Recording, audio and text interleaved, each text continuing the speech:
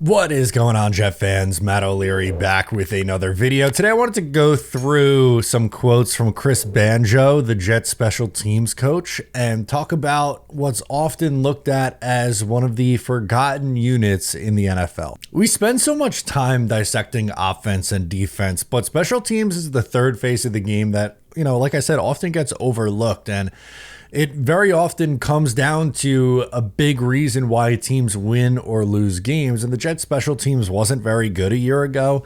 And that's not the reason why they were, a bad football team, a 5-win team, but certainly didn't help the cause. And Chris Banjo, who's the Jets' new special teams coordinator, he talked about the importance of the unit. And I have a few quotes that I wanted to play from him and just kind of dissect with you guys. The first one is Banjo, who is, not long out of the NFL, is just 35 years old now at this point. He was a long-time special teamer in the NFL for over a decade, and he spoke on being able to relate to the guys. Relate to all these guys, because not only are you a young dude, but you were a core special teams player throughout your career. No doubt. So across the board, you did it. Yes. Yeah. Yes. So no doubt about it. In regards to being able to relate to them, I'm talking about everything they do, they think about, I'm like, I'm right there with you. So the passion that I try to speak with them is not because I'm just making something up. I've literally been fortunate enough to do exactly what it is that you're doing right now, sitting in these exact same seats. So speaking from that perspective, I think I've been fortunate enough to be able to grab some of those guys' attention when it comes to that. Something that I like about this staff is there's a lot of former players on it. The Jets head coach, Aaron Glenn, played at a high level in the NFL for a long time. And for someone like Sauce Gardner, it feels easy for him to relate to a guy like Glenn who played the same position that he had. And, sure, maybe Aaron Glenn wasn't a two-time first team All-Pro in his first 2 years, but let's not diminish Aaron Glenn. He was a really, really good cornerback in this league for a long time, and Banjo carved out a really long career as a special teamer, and someone who is trying to make an NFL roster as a special teamer this year will be able to relate to him. I think it's important. Like I said, guys who are fringe roster players, they have to carve out a role on special teams to give you added value. And who better than to hear from Chris Banjo on how he was able to do it for so long. Banjo also spoke on Aaron Glenn and how Glenn is going to put so much of an emphasis on that unit as well. You know this all too well, but special teams is often overlooked. People talk about offensive unit, defensive unit. How fortunate do you feel like you are here where a guy in Aaron Glenn is going to put such an emphasis on the importance of special teams? Very fortunate, extremely fortunate, not only being the coach, but for the guys who are on this team to hear those same words come from his mouth and echo that sentiment is huge. It's huge. I tell these guys all the time that special teams, specifically for me, changed my life.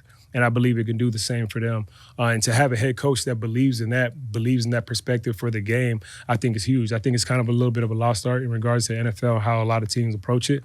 But again, to have a head coach that buys in like that to it, I think is phenomenal. It's important, man. It's the little stuff. Yeah, offense is the sexy thing. You see, put up points. And I'm not saying it's a forgotten unit in the sense that, offense is most important. I understand the importance of having good offense. That's not what I'm saying. But like I said, it's the little things, the details that are the reason or a big thing that sets apart good teams from bad teams. And, a field goal, hitting a field goal late could be the difference. A good punt pinning, an opposing offense inside their own 5-yard line to go on a long drive is important. Covering, punt coverage, not letting up a touchdown against.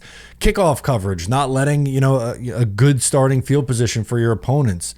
That stuff really matters, and I'm glad that Aaron Glenn is going to put the emphasis on that too. Last thing, Chris Banjo talked about the competition in his group and how that's a good thing. Once we get through OTAs and once training camp starts, not only at those two positions, but for the rest of your guys. No doubt. I mean, you said the key word right there is competition. And that's something AG has stressed since day one that all of us have stepped into here to this building. It is about competition. And they thrive on that. They live on that. And there's no secret that we're in a competition, specifically when we talk about from the specialist standpoint. We're very excited to see see what all those guys can do.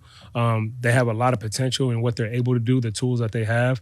But again, across the board that you've talked about, when you talk about a lot of these four core guys, we're just excited to see all these guys hit the ground running and see what that competition does for them.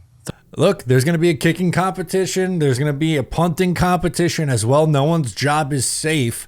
And when you're turning over a new leaf, like the Jets are moving on from two veterans and Thomas Morstead, who was their punter the last few years, and Greg Zuerlein, who was their kicker for the last few years. The Jets are going to have a young kicker and a young punter this year. So it's up to Banjo to find the right one, obviously.